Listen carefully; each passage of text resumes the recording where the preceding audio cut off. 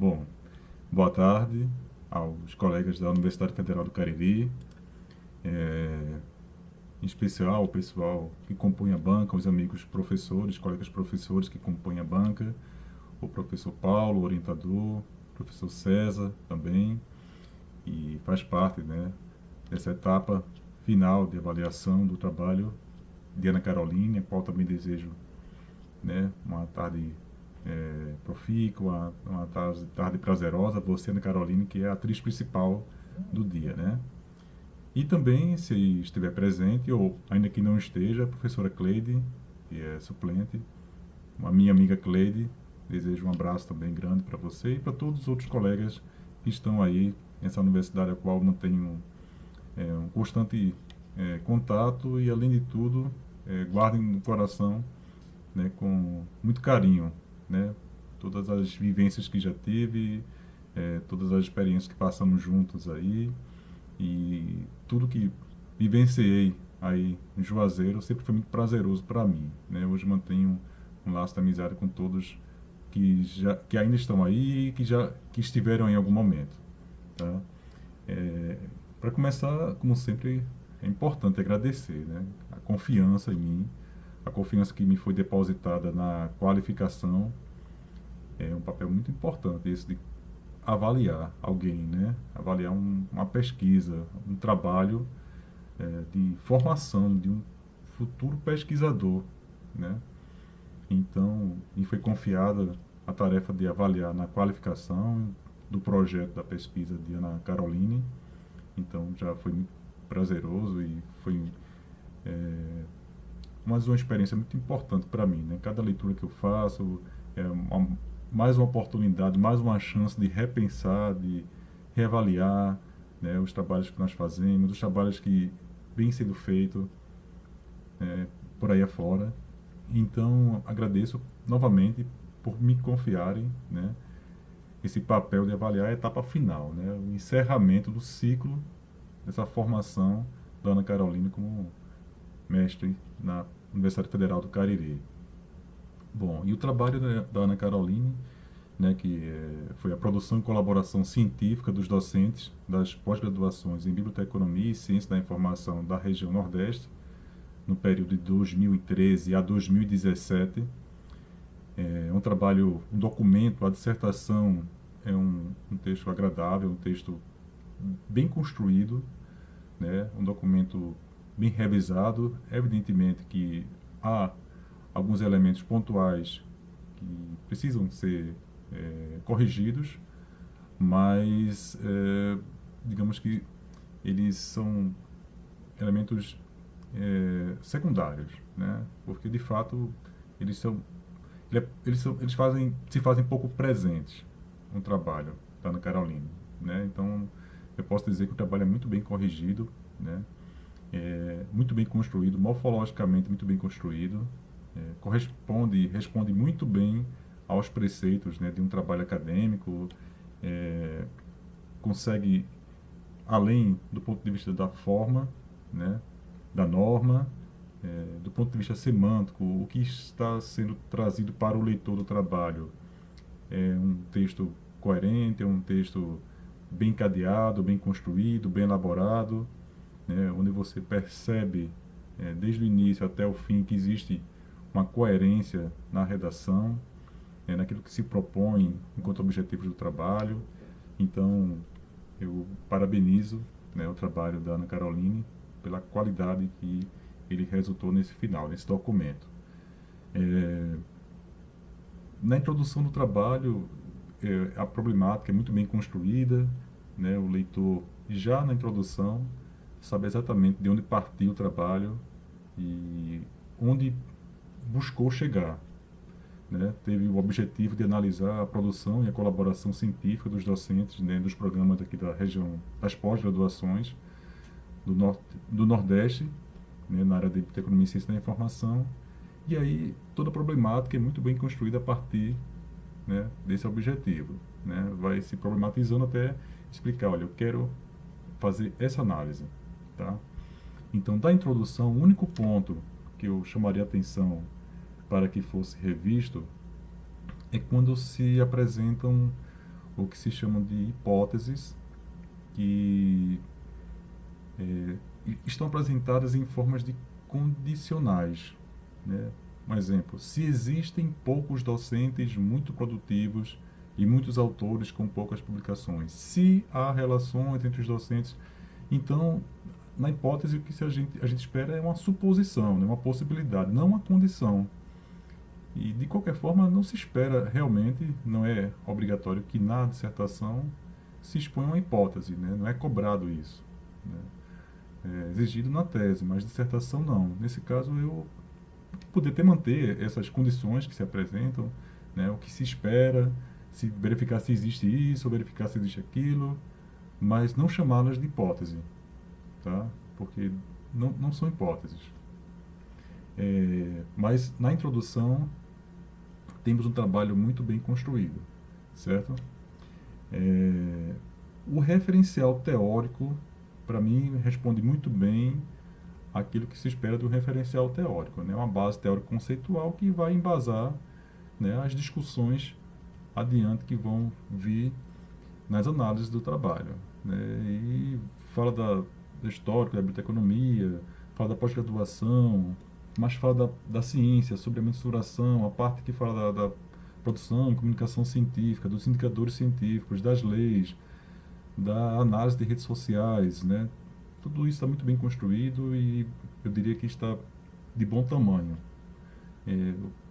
O que eu sugeriria é uma intervenção simples, é na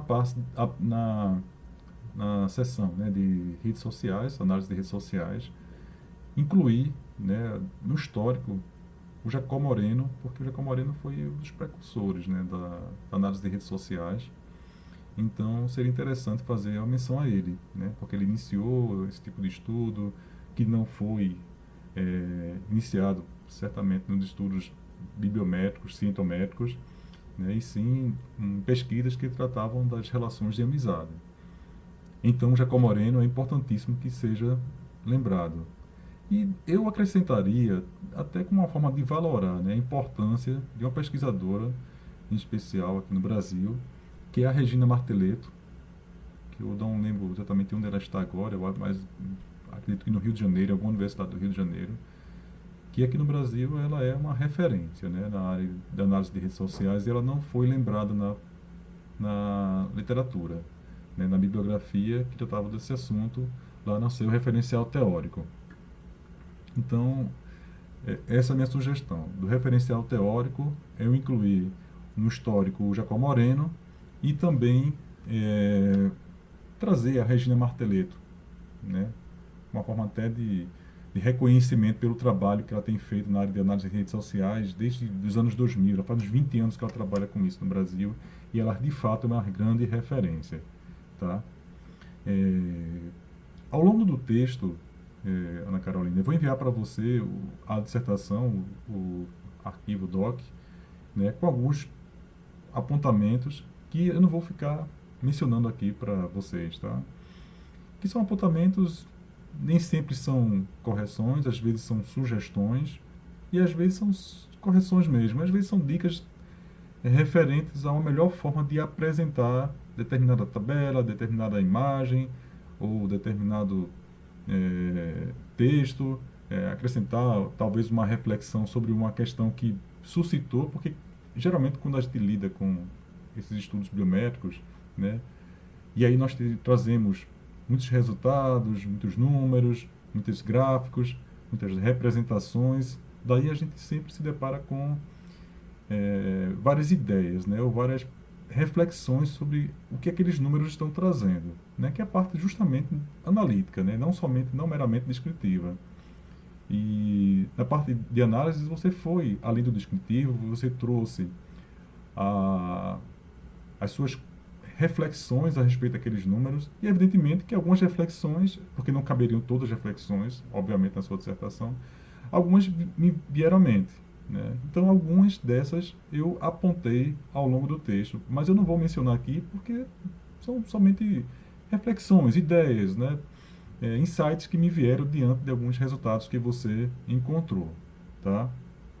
Agora, vamos lá. Antes de chegar na parte da análise, Tem uma dúvida, como é um vídeo, eu não vou obter a resposta sua de imediato, mas se você puder depois, no e-mail, me explicar como fez, ou melhor, se você puder descrever no seu trabalho, inclusive pode até estar descrito em seu trabalho, essa questão que eu vou levantar agora, eu posso ter visto e não ter prestado muita atenção e passado batido, e depois eu dei atenção a algum outro aspecto da dissertação e isso ficou para trás.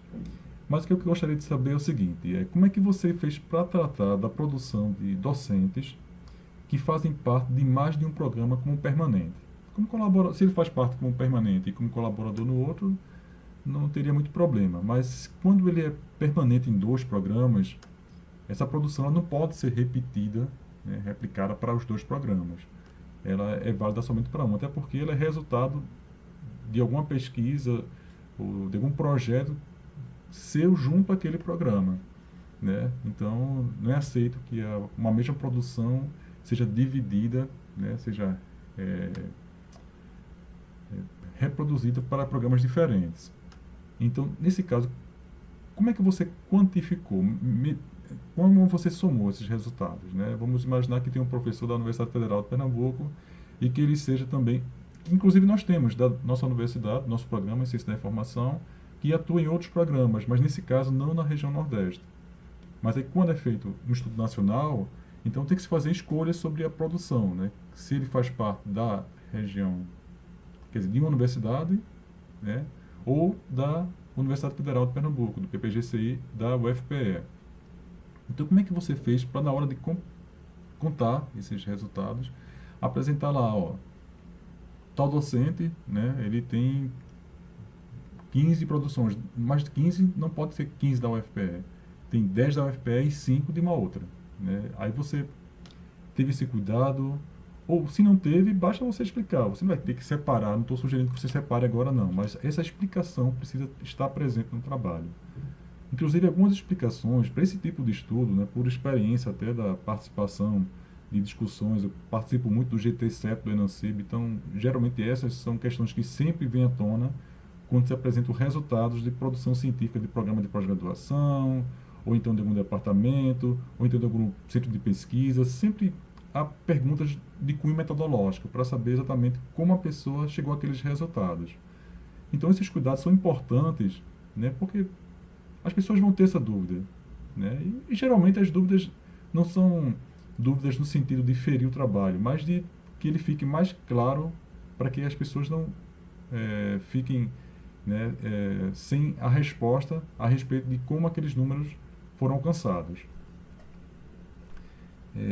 Uma sugestão também que eu daria, em termos, não é somente de metodologia, mas como você faz uma indicação na metodologia a respeito da forma como você identificou os docentes, né, eu sugiro que você inclua no apêndice as listas, né, com os nomes dos docentes que foram considerados na coleta por programa, tá? Bom, em termos de metodologia, né, eu falei desses pontos, mas o restante eu acho que você responde muito bem. De fato, esse tipo de trabalho, na metodologia, você precisa fazer uma descrição exaustiva, né? São muitos detalhes para explicar, e você fez isso muito bem. Eu só sugiro que você acrescente algumas coisinhas a mais. E tem outros, eu acho que tem mais uns 2 pontos lá que eu indico no documento, mas que eu não mencionei aqui porque são pontos menores, tá? Tem um ponto aí eu realmente gostaria que você alterasse, e seria relativamente simples de fazer, que é que você fizesse o seguinte: sempre que tivesse um gráfico, tabela, e quase sempre algum texto junto a esse gráfico, tabela, que tem relação um com o outro, então que no texto você indique claramente o gráfico, né? Mencionando a numeração do gráfico, da tabela. Então, na tabela 1, no gráfico 2, porque em algumas partes do texto você não faz menção sequer ao gráfico, tabela, ou algumas vezes você faz menção ao gráfico acima, gráfico abaixo, tabela acima, tabela abaixo, que é algo que eu não recomendo. Tem que se evitar ao máximo acima e abaixo, porque sempre que é feito algum tipo de correção no trabalho, esse acima e abaixo pode perder o sentido. Você diz abaixo, quando você vê abaixo, aquela página termina e, na verdade, ele está na outra página, né? Então, o correto e o ideal é que realmente você faça as menções, as indicações, sempre indicando com mais precisão possível a que se refere, né, aquele gráfico. E, claro, a que discussão ele se refere ao longo do texto também, tá?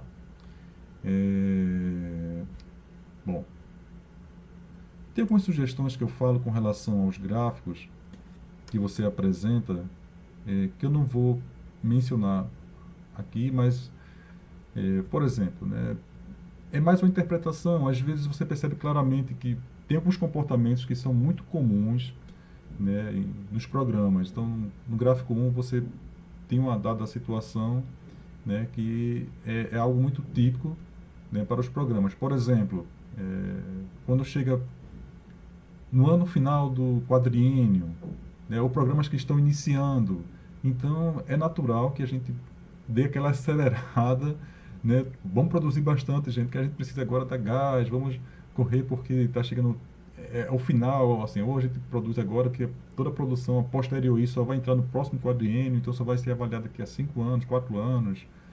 Então tem um comportamento que é muito natural, que é uma produção muito concentrada em certo período de tempo, ou então uma produção que é muito maior que os outros anos, justamente quando um programa é iniciado.